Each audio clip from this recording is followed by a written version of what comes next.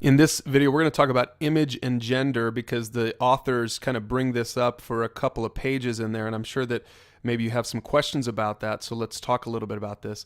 Maybe some questions you've had are, well, wait a second, is God male? Was only Adam created in the image of God, or was Eve also?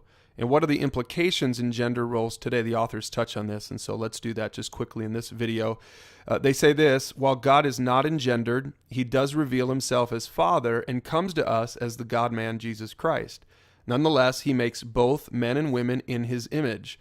Practically, this means that though they are in some ways different, the man and woman are equal in dignity, value, and worth by virtue of the fact that they are equally God's image bearers. And so the authors say God is not engendered. That means he's not male or female, even though he reveals himself as Father. That's how he names himself for us. But that doesn't mean he is a man. You shouldn't think of him like that. He's not male or female. God is spirit. And then also the authors point out that man and woman are equal in dignity, value, and worth. Now they go on and explain this. They say, practically speaking, this biblical teaching, which is called complementarianism, does not mean that a husband is in ultimate authority. God is, and other authorities are over the man, such as the state and church government. So we're going to talk a little bit about gender roles now. And again, full disclosure, the authors are complementarians. So let's let them explain what that means as we go through this paragraph here.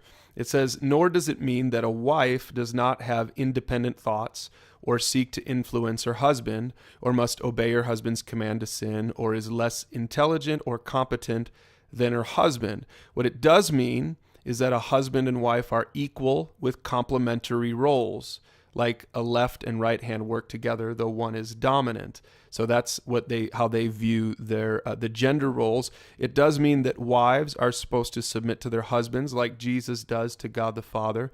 That husbands are to lovingly lead their wives, as Jesus does the church.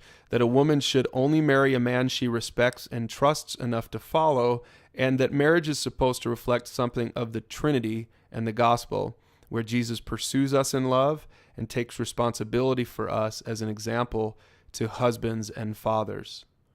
Now, maybe you look at this paragraph and it just went over your head and it doesn't really mean very much to you, but some people maybe are reading this and thinking, I've always wondered about this. Maybe you grew up in a church, or you know people who have a different view of the role of husband and wife, and this is the perspective of the authors. Again, it's called complementarianism, and it has something to do with the way we were created. And so why don't you hit pause right here before you go on to the next video and talk about these questions before you move on.